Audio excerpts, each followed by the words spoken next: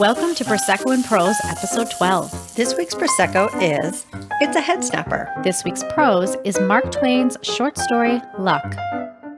Thank you for joining us for an episode of Prosecco and Prose. I'm Amy. And I'm Wendy. This is a deep dive virtual book club hosted by two English teacher army wives who love to read and love the bubbly. In each episode, we will pair a bit of bubbly with a discussion of a novel Or a succinct short story. I do love a short story. So let's Pop a cork. for this week's episode of Prosecco and Prose. For those of you who are listening in the car, please don't drink and drive. Save the bubbly for later.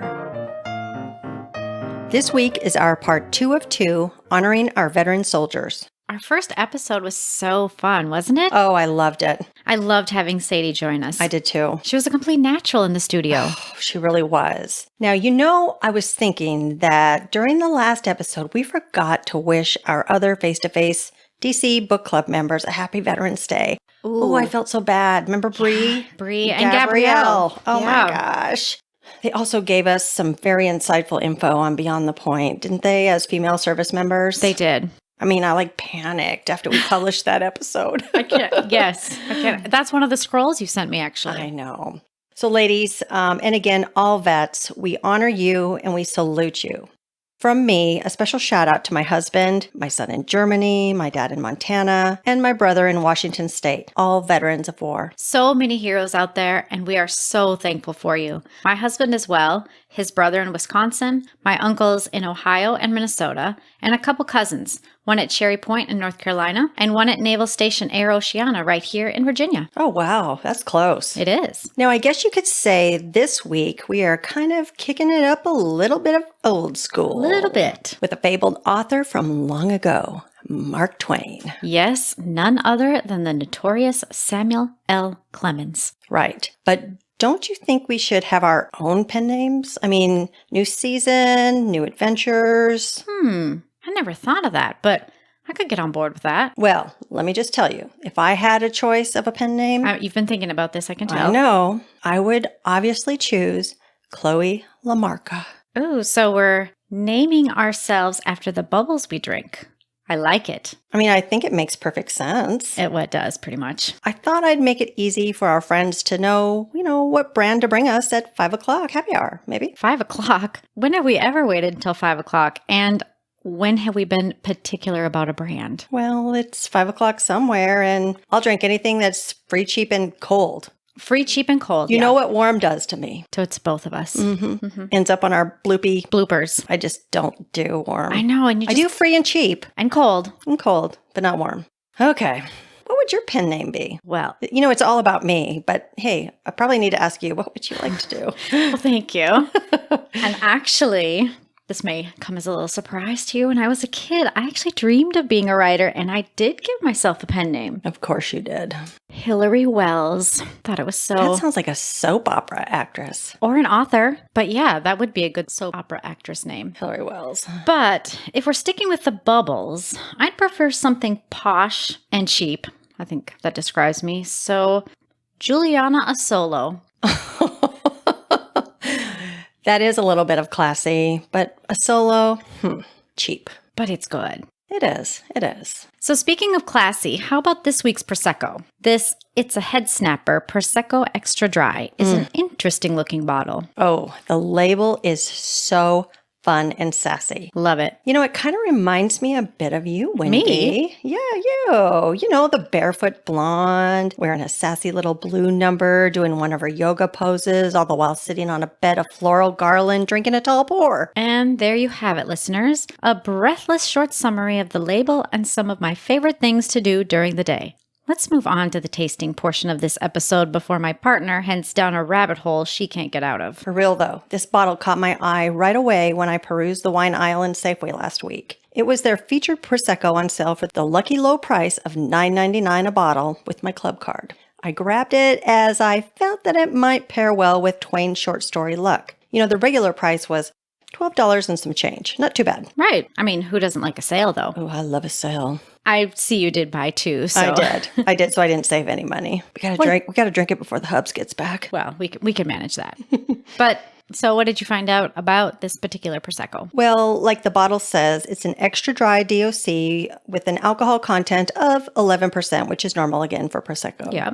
It's imported from the Universal Wine Network over in Livermore, California. I see on the bottle that it is produced in Casarsa della Delizia, Italy. Now, the Vivino app rates it as a 3.6 out of 5, and the website winesearcher.com rates it as an 88 out of 100, giving it a silver medal rating and showed that the wine is highly recommended. I mean, looking at the color, it's a light straw color, wouldn't you say? Yeah. But the website says it has a silvery emerald straw color. Okay, so I'm glad you said that because I can see how they would say silvery emerald. I just wasn't really picking it out. I think this is the first Prosecco we've featured that we can truly say has a silvery effect to it. It's really pretty. Okay, Wendy, so let's go to our tasting sheet. I just love this thing. I mean, we've gotten so much use out of it with our book club. I love with it. these episodes. It's so fun. Just run it off and, kind of fill it out as we go. Gives us some guidance when we're not sommeliers yet. No, but we will be someday. We will be. We will be. So now, what do you smell, Amy? I can smell some, let me see. I'm getting kind of some honeydew. It's got a really refreshing, maybe it's honeysuckle. I have that big tree, honeysuckle tree upstairs. You do. And it smells like it. So it's kind of cool that, I like that you mentioned that because I didn't smell that, but as soon as you said honey, I could smell it. But I smell, this is really odd to me, like pepper. I smell apple, but I smell pepper. Are you getting a peppery smell? I don't smell pepper, but maybe taste it. Let's taste it. I taste the pepper. That's different. Yeah, I'm tasting a citrus kind of thing, the pepper, and I don't know if it's like on the back of the tongue, but something a little vanilla-y maybe. Okay. I'm kind of getting almond, but maybe it's the finish is where we're getting the pepper. Maybe so. No, I like it though. This is really good. I'm tasting like a creamy citrus. I mean, it's like a super citrus, creamy flavor, grapefruit maybe, oranges, lemon, lime. Let me try again. It's really good. Since you mentioned it too, the other thing I'm picking out is I feel like you can kind of taste the honey as well. Okay. Yeah. Yeah. This is not a 3.6. No, for me, this is a 4 point something. We'll have to rate it ourselves on Vivino. Yeah. I definitely will go in and fill it out. Yeah, this is 4.1. This is almost as good as our cheap stuff, a solo. I know. I think Juliana. Yes, Chloe. So let's look at the bubbles. I mean, they're quite fine on this one. You mean the Perlage? Of course. Now, the Perlage is quite fine, Vostra Altezza, which means Your Highness. You didn't even note that I said something in Italian. I was so shocked with how perfect your enunciation was. Do you know how long I worked on that? I mean, it comes easy to you. You were over there. Oh, it doesn't come that easy. But I was so impressed. I was speechless. Let's just put it that way. I was speechless. I'm sorry. You were just ignoring a good thing. But I'm loving the finish. I mean, there's just a bit of sass in this thing. This is a sassy one. Excellent pick. Thank you. Let's move on to our pick for this week's prose discussion. And you also found this piece. So how did you come about this story, Luck, Chloe Lamarca? Ooh, I'm going to love this pen name approach. So do you remember when we were finishing up season 1? You know that day when I was like totally tearing down my office shelves, literally making a pig pen out of our studio? Yes, I do remember that. Well, I found my copy of Barron's Study Key for American Literature. I just remember thinking, because I did get some pictures in my scrolls, I hope she doesn't get rid of any of the good stuff. I did get rid of a few just old crappy books that, the bindings were just shredded and I just didn't use them anymore. But those are okay. I was flipping through that book and came across a section on Mark Twain.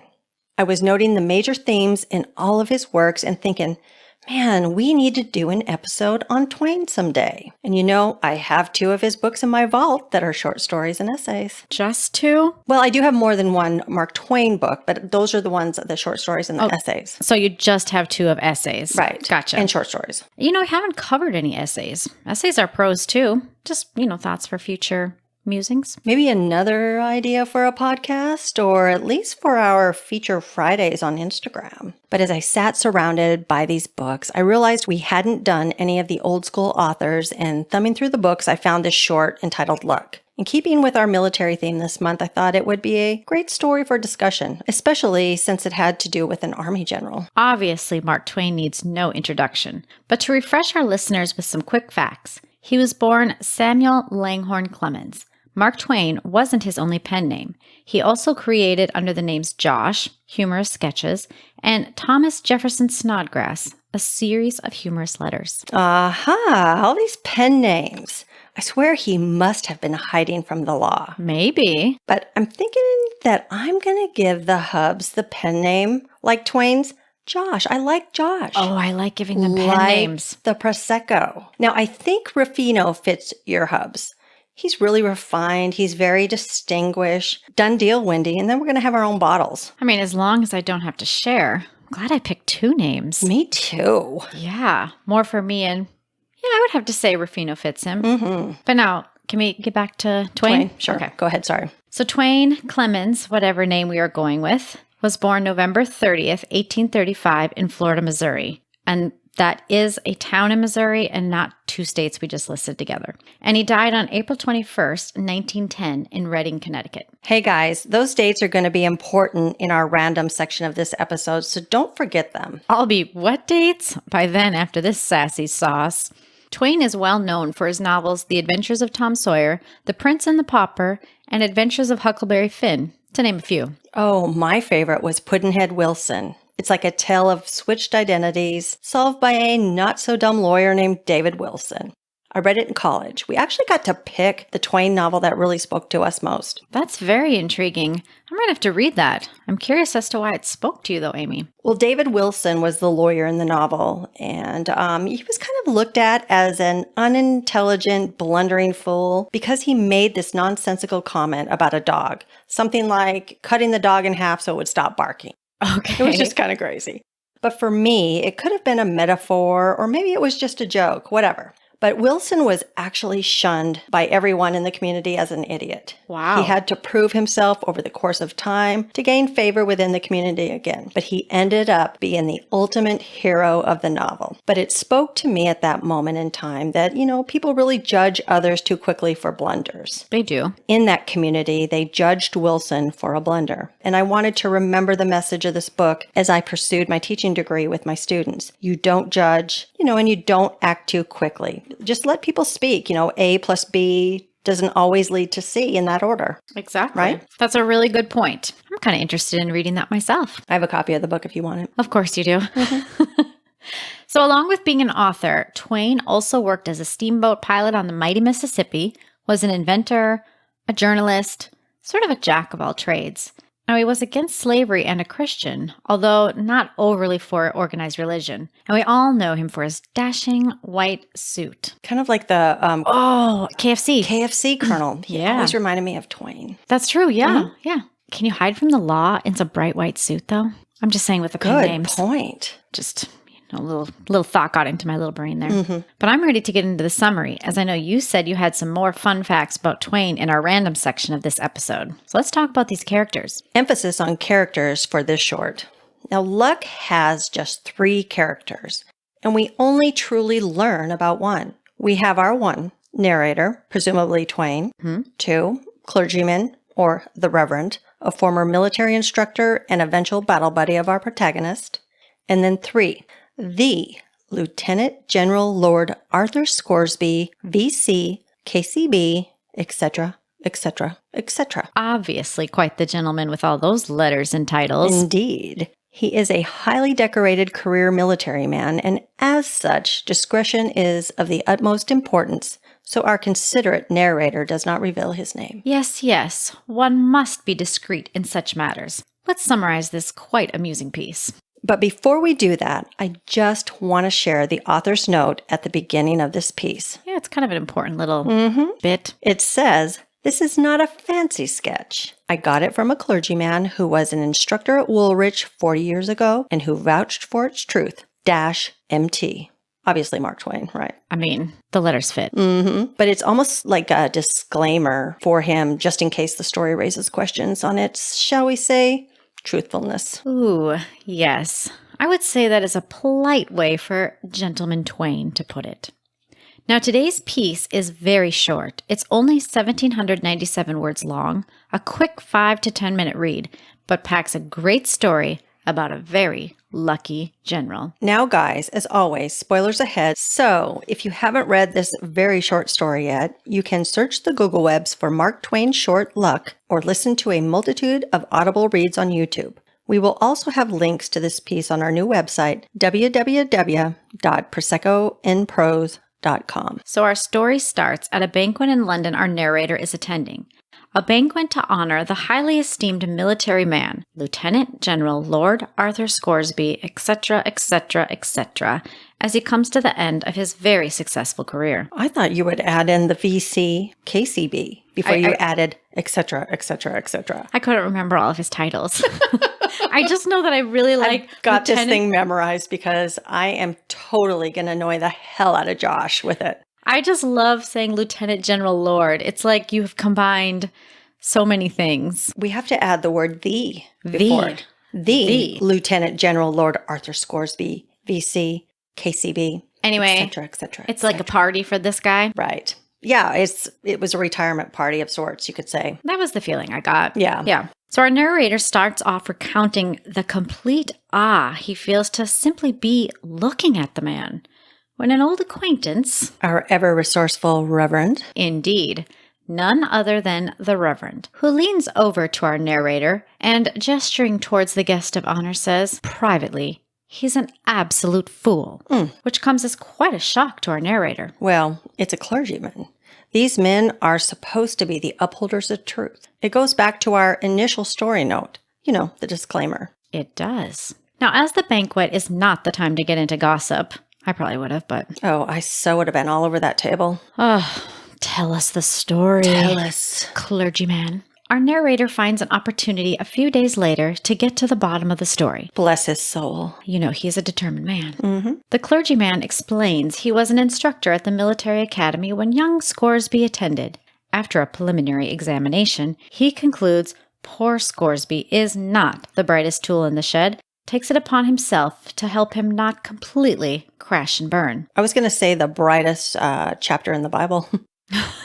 That's a little Christian humor. Yeah, a little Christian humor for Mark Twain. Yeah, but like any good teacher, the clergyman, at the time, a military instructor, works with Scoresby, and he passes his first exam with flying colors, securing his spot at the academy. Well, now the clergyman feels responsible for Scoresby, and throughout his schooling is there to coach and support, which leads Scoresby to gaining honor and recognition all along the way. Scoresby graduates just as the Crimean War breaks out, and with his esteemed reputation, is accelerated in the ranks and sent off to lead a regiment of soldiers. The clergyman, in utter shock at this turn of events and still feeling responsible, buys his way to Scoresby's regiment and heads off to battle to protect Scoresby and his troops. The clergyman tells our narrator that it was simply blunder after blunder for poor Scoresby. Poor Scoresby. I mean, the man continues, to the astonishment of the clergyman, to rise through the ranks and increases his reputation until one crucial moment in battle. The colonel had gone down, and Scoresby was next in command. The clergyman is sure this will be the end for Scoresby and their regiment. But no, Scoresby's blunder, well, we're not going to give the details away. He not only saves the day, but nearly wins the war. And with that, the clergyman reiterates the goodness and sweetness of Scoresby, but says the decorations on his chest are merely a record of his blunders. It'll be kind of hard not to think of that at the next ball when I see a bunch of ribbons on someone's chest, right? You have a lot of blunders and you have a few. Here, I brought a short story for you to read. Exactly. Let's move to our handful of hyperbole. Themes? Ooh, I'm ready. And I'm loving, Wendy, this new format. Now, the biggest theme I think that we probably need to share is obvious. Luck, right? I agree. So J.R. Thorpe, the author of 6 Traits of Lucky People, According to Science, an article published in January 2016, wrote there are 6 traits of lucky people. Okay? So 1, they're extroverts. 2, they have open and positive body language. 3, they are risk takers. 4, they have positive expectations.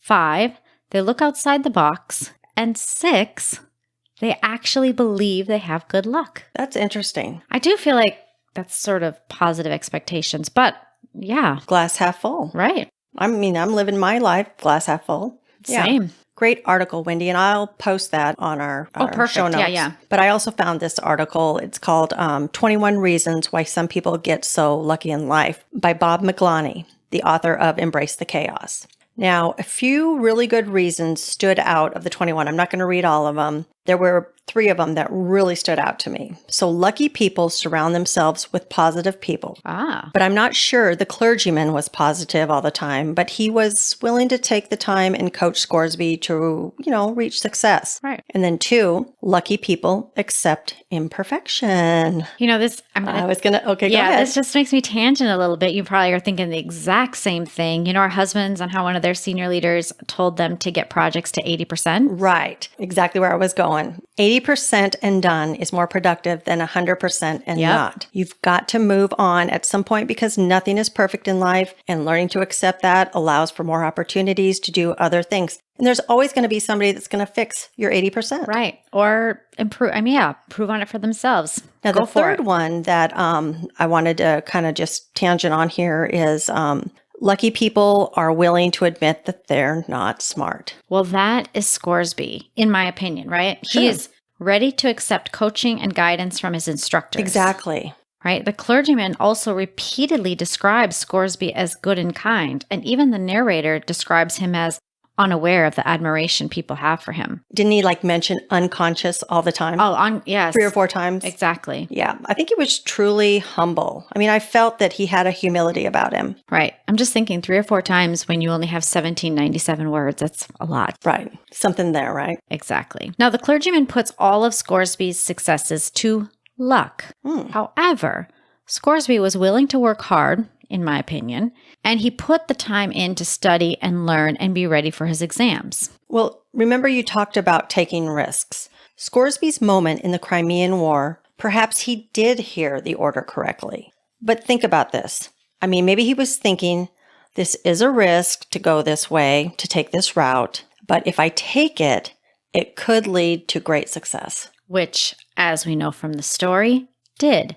We also know the rank of the clergyman was cornet, a rank he paid for, but at one time it was the lowest commissioned rank in the U.S. cavalry. So it's very likely he was not privy to the whole decision-making process. So hear me out here. I kind of got the feeling that the clergyman rather enjoyed being the teacher, the bestower of knowledge. However, when Scoresby surpassed him, it brought out his jealousy. And then, at the end, when the clergyman is faced with Scoresby's record of medals as evidenced on his chest, he makes his final attempt to pierce Scoresby's armor and declares they are simply a record of Scoresby's blunderous stupidity. Jealousy does have a way of getting in the way of one's own success.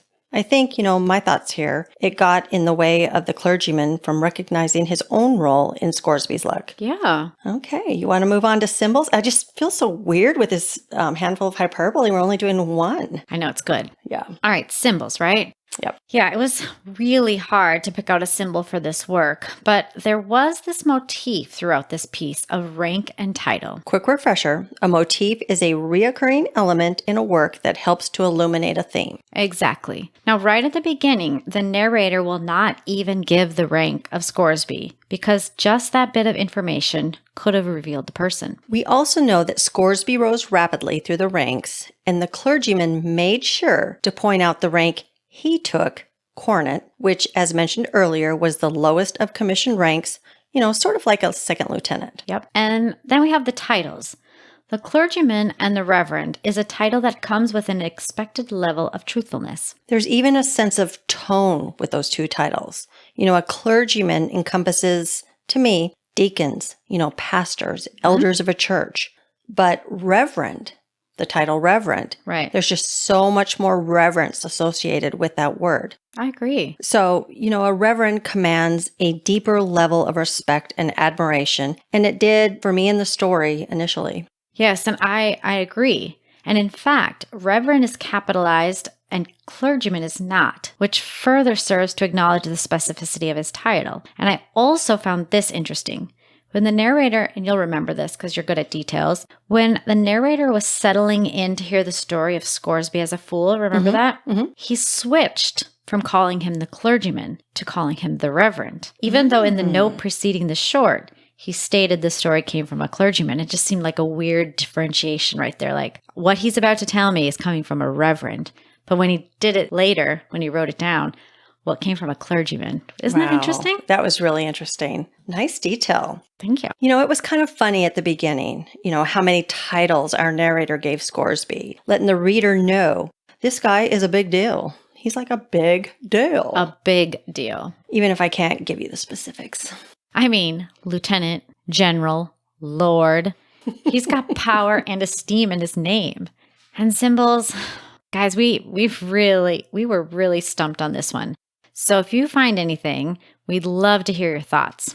Let's voodoo Sir Arthur. What you got, Amy? Well, looking at the good general's name, and very glad that Arthur's name was in our book, the name was made popular by King Arthur and the Knights of the Round Table. Oh, yeah. And Arthur is a brave and honorable man. Well, our Arthur is certainly honorable. I mean, this banquet is being held in his very honor. Agreed. Arthurs are also often found in the military or law enforcement. I mean, I thought that was kind of a fun fact. I think that's a fun fact, too. And I also think it's interesting that I've never met an Arthur. And I've been around the military for 20 years. Have you? Trying to think. I'm just thinking. Maybe back in the day. It's not that popular of a name, although I love the name Arthur. I do too. But Arthurs are also brave warriors and willing to risk their lives for principles they strive to uphold. I come back to the risk he took in the Crimean War when he was thrust into the leadership position. It turned the tide in the war for his side. I agree. Now, there was one more note on the numerology portion of the name, and I found it really telling. Arthurs work hard and persevere in order to succeed. I think it's pretty clear from day one, even the clergyman said it, that he studied and worked hard. He did. I'm ready for some games, Amy. And I know you planned this one, so I'm ready to see what you've done. Okay. So I put together the game for this episode and thought since the story mentioned Socrates, it also mentioned Solomon and Napoleon, right, but Socrates, that we could do a couple off-the-cuff questions, either with Mr. Pelage or our new dice. And I'm thinking I want to use the dice. I think they're going to work best. I think they'll work best. I'm sorry. I just was thinking, what sort of game could we play related to Napoleon? Are we just going to stand there with our hands in our pants? Not Napoleon, Socrates. I just wanted to mention. I know, but you mentioned that the other names mentioned, and Napoleon's not a game. Mm-hmm. But are you talking about Socratic questioning? I am. Because I did that with my students when discussing literature in the classroom. I'm already loving this. I knew you would. Now, critical thinking is so fun when you want to understand literature at a deeper level, especially for those who join book clubs. Right. Bringing it up to adult level. Yes. It makes for great questioning at book clubs because sometimes people just don't really know where to start. Sometimes I don't. Mm-hmm. But I do realize, though, at book clubs, for others, just a cover-to-cover read is all they need, and that's okay, too. Yeah, that's perfectly fine. But I wanted to press you a little bit today. Oh, so it's a quiz for Wendy. Got it? Mm-hmm. It's kind of a rainy day, kind of a pressing day. Yeah, I think that's good. But I agree with you. This type of questioning was such a time saver in the classroom. It really teaches our students how to learn and, rather than in what to think. Now, am I hearing a little show versus tell from you, my friend? Undoubtedly. Readers bring so much of their own experiences to literature. And, this type of questioning, it just really allows for great discussion. Now, I always used to use it to avoid the yes-no answers in the classroom. The junior high and high schoolers. Right. Oh, well, little kids like yes-no too. Yes, teacher. No. I don't know. But now, always remember there are no incorrect answers. That's the beauty of literature. I love it. I know it. So, are you ready to get started? Let's do it. Okay, so we're going to use these erasable dice, I guess. I had Pelage ready to go, but I think I'd rather just use the dice. You can have one and I'll have one. Yeah, I think the dice are perfect. I've numbered them 1 through 6. Now, I had to put my own Prosecco and Prose spin on things. So 6 is a drink with a free choice. Well, that sounds fun. You can't really have that option in the classroom. No, you can't. That would probably be a bad idea. Probably. Yeah. But now I've made piles of questions and I put them in our glasses. I've labeled them 1 through 5. This is so cute. I love it. Mm-hmm. I'll take a Got these picture. little wine glasses filled with questions. We'll post it on our Instagram. Perfect. So each pile has a different type of Socratic question. Okay. Pile 1 is going to be like the lowest level. It's the clarification type of question. Okay. Right. So that's the kind of stuff that's right inside the text. Right. 2, assumptions. Okay. assumption type questions. 3, reasons and evidence. 4, perspective questions.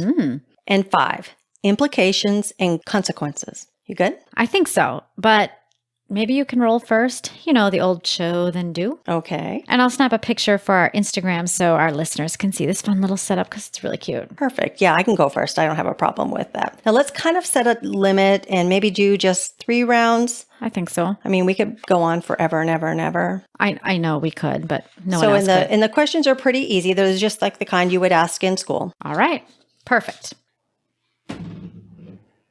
Okay, I rolled a 4. Let me grab a little question out of 4. Number 4 is questions on viewpoints and perspectives. So what'd you get? Okay, number 4. Why do you think Twain didn't have the narrator go into the Scoresby story at the banquet? Ooh. Why did he make the reader wait until the narrator met on a different day? Well, thinking about it, probably Twain, the narrator, had a lesson to teach us. Okay. Maybe Twain had more class than you and I, though. Well, like to not get a gossip. Obviously. But just because the preacher says it's so doesn't always mean that it's so. That's true. Right? Right. Not so bad. See, that's not so bad. No, that's good. Is it my turn? Yep, your turn. I got 5. Okay, so guys, 5, let me just remind you, is questions on implications or consequences. Okay. So how does this story apply to everyday life? Ooh, that's a really good one. Or how could one use this story as a teaching moment? That seems pretty obvious because they actually both judged Scoresby. So the narrator was judging Scoresby on the things that he'd heard, and the clergyman was judging Scoresby on what he'd experienced with him if he was telling us the truth. So you can't judge a book by its cover. Right. Good. Okay. All right. Your go? 3. So 3 are questions on reason, evidence, and rationale. What other evidence might have been helpful to know in regards to Scoresby's prestigious award? Ooh, yes. Okay, so Twain left out lots of time and place in this short. I mean, he only had 1,700 and 97 words. Yeah, so we weren't really privy to all the other fabulous things Scoresby did in his career. Right. We knew he could study, and we knew he did something big in the Crimean War. We just had to kind of go off what the narrator told us. Maybe Scoresby was a team player. I mean, truly, he could have been a team player. And like a good soldier, had the motto of it's not about me, it's about we. Right, exactly. I think there was a lot left out. Oh, tons left out. All right. My go? Yep.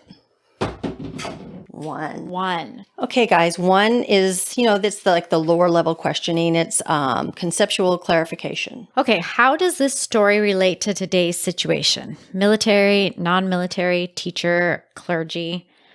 Well, there's clearly a lot of teachable moments in this piece.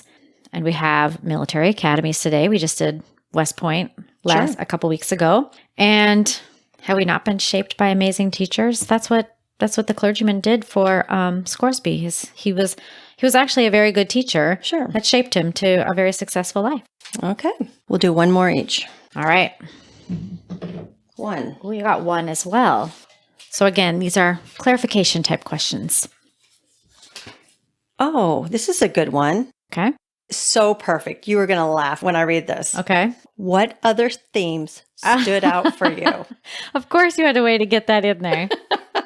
What you got? Okay. What you got? So obviously luck kind of has to do with chance. We kind of talked about that earlier when we were thinking about what we wanted to do. Reputation versus true identity. Ooh, yeah. Right. Okay. That was one that I really kind of wanted to expand on, but maybe our listeners can do that and that would have been a fun one though. And listen to this one. How about intelligence versus instinct? Right.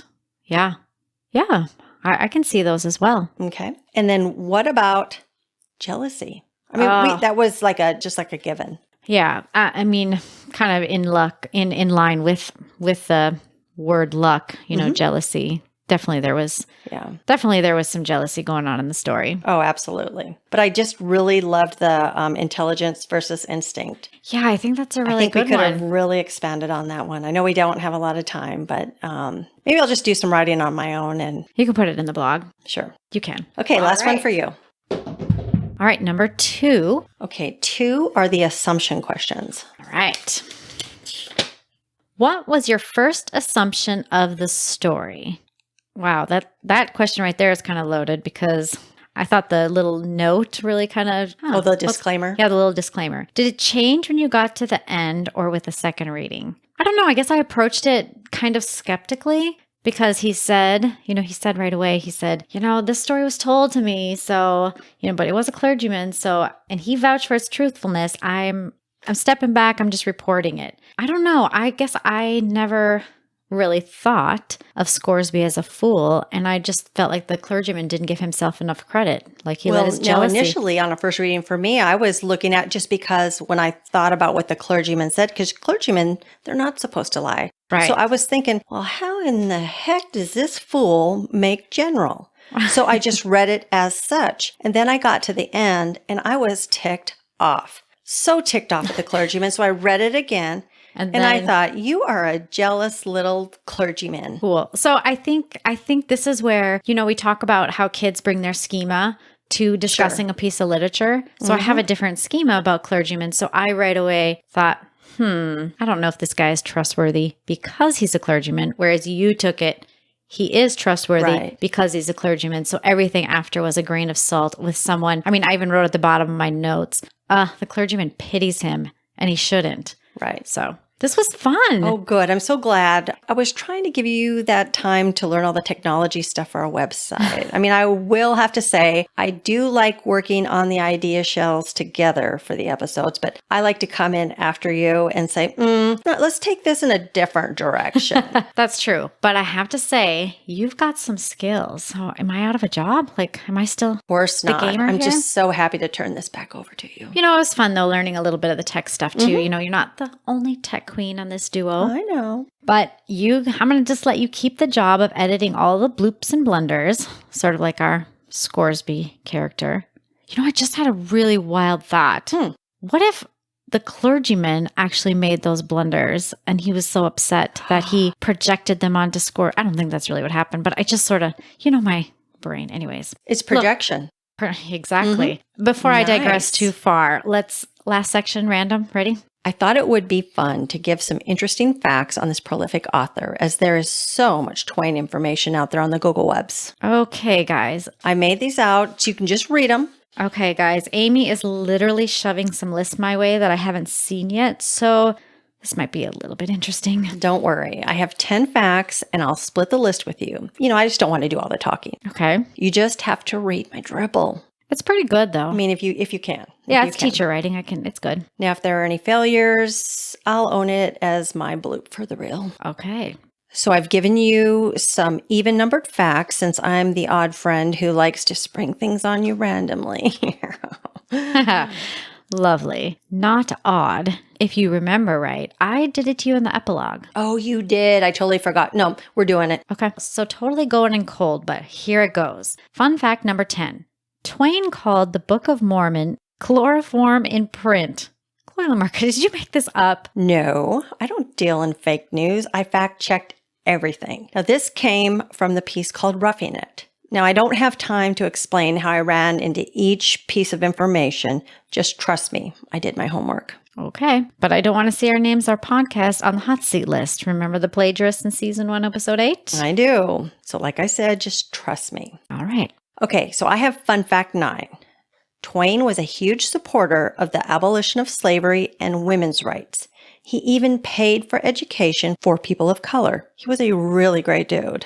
Sounds like it. Okay, fun fact number 8. Twain's friend Nikola Tesla, who was an electrical engineer, cured Twain's constipation problems, Amy, with one quick jolt of electricity. For real? Is this any relation to our modern day Tesla? This is for real. In constipation, we can have constipation. True. Especially after eating all this cheese. Just envisioning a shock. Like, then what do? Just like release thy bowels. Shock and release. But yes, Nikola Tesla invented the Tesla coil, and Tesla is named after him. Now, for fun fact 7, Twain wrote a children's book called Advice to Little Girls. We probably could have used this. Would we have taken any advice? Probably not. Okay. But he also had Vladimir Radunsky illustrate the book for him. Now, the premise of the book was to encourage young girls to think for themselves and follow the rules loosely. Ooh. One of the passages from the book was, "Good little girls always show marked deference for the aged. You ought to never sass old people unless they sass you first." You know, that's really good advice. And you know, you'll always find a way to get a person of age to sass you first, just so you can quote Twain. Yep, you know me so well. I mean, I will be an old person who sasses somebody, so. Yes, you will. I love a good sass. Not going to lie. That'll be me as an old person sassing people. All right, fun fact number 6. Mark Twain gave a lecture. Amy. Sorry. Mark Twain gave a lecture on masturbation and jokingly quoted Homer by saying that a passage in the Iliad said, "Give me masturbation or give me death." Whether I'm trying not to laugh. I think I'm doing very well. Whether Twain was joking or not, falsely quoting Homer, I'm not touching this with a 10-foot pole. Just You said Let's go. 10-foot pole. No pun intended, Juliana Solo. moving on. Next fact, please. You did that on purpose. I know that. Okay, so fun fact 5. Mark Twain's autobiography was not published until 2010, which is 100 years after his death. Oh. Twain left explicit instructions for the 100-year delay so he could basically speak his mind. And truly be dead. We'll definitely be checking that out. The next fact, number 4. Samuel Clemens patented the adjustable and detachable straps for garments. Suspenders, for those of you confused like me. Just in case you wanted to reconsider the Homerian quote. I don't. I don't. Let's go.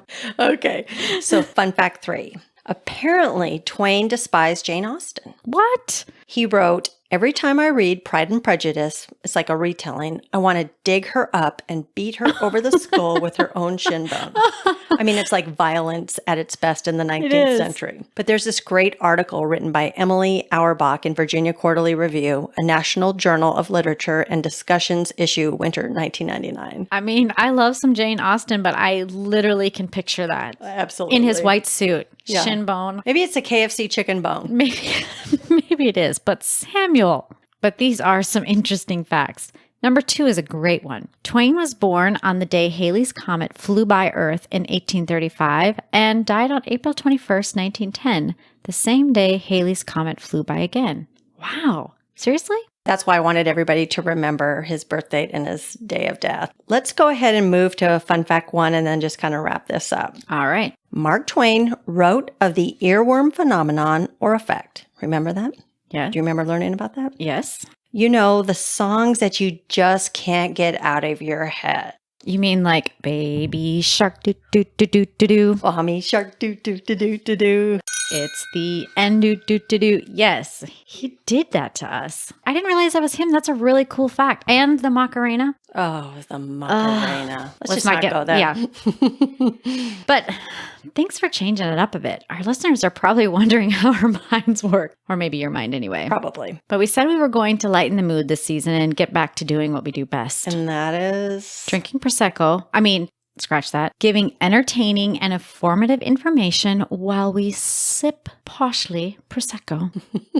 So next episode's prose is a thriller, my favorite. I'm getting you into these. I love them. We will be discussing Lisa Foley's The Guest List. It was also our local DC book club's pick for December. So any final thoughts, Wendy? Am I fired? Maybe I'm fired. But Never. never to you as well. One last shout out to all our veterans.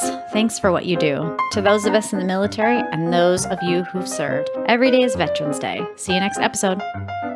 Thank you again for joining us for this episode of Prosecco and Prose. To view the complete show notes for today's episode, visit www.prosecconprose.com. Before you go, please subscribe to Prosecco and Prose so you can be alerted of new episodes when they are dropped. You can subscribe right now in the app you're listening to. We've got a quick favor to ask. If you're enjoying the podcast so far, let us know. It takes just a minute for you to leave us a review, which helps us and Apple know that listeners like you enjoy our show. And that helps us expand our reach. It really does make a difference. I'm Amy. And I'm Wendy, signing off as our bottle of bubbly is now empty. See you for our next episode, and in the meantime, pop a cork and read.